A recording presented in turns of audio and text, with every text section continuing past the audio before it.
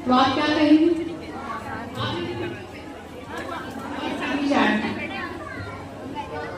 सुहाग की निशानी, माथे पे जो सिंदूर लगा है सुहाग की निशानी है। सुहाग की निशानी की शुरुआत कहाँ से हुई?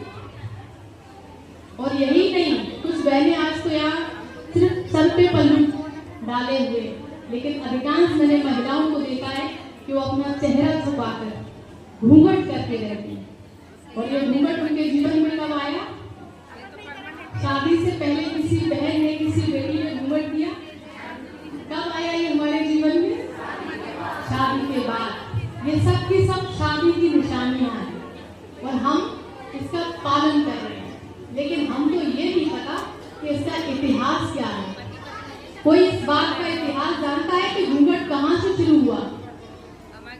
ये पैरों में जो हमारे आज पायल है, बिछिया है, हाथों में ये चूड़ियां हैं, माथे पे जो सिंदूर है, इसकी शुरुआत किसने दी?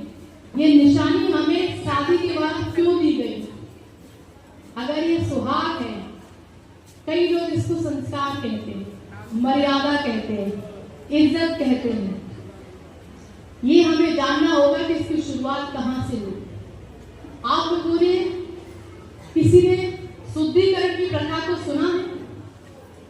किसी बहन ने कभी शुद्धिकरण जानने की कोशिश की है?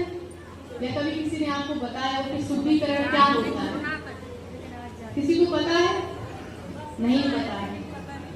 हमारे देश में जब संविधान नहीं था तो इस देश में एक विधान चलता था, जिस विधान का नाम था मनु का विधान, मनुस्मृति। उस विधान में ये सख्त नियम बनाए गए थे कि जो यहाँ के शूद्र वर्ण के लोग हैं, जब कभी भी उनके घर में कोई शादी होगी, जब भी उनके घर से कोई डोली जाएगी, तो उस डोली को, उस बेटी को 3 दिन के लिए ब्राह्मणों के घर जाना होगा। तब शादी के बाद। आज भी हमारे समाज में शादी हो रही है और आपने इस बात को भी सुना होगा कि हमारी दादी नानी कहती थी कि पहले के समय 3 दिन की शादी होती थी। सुना नहीं इस बात को?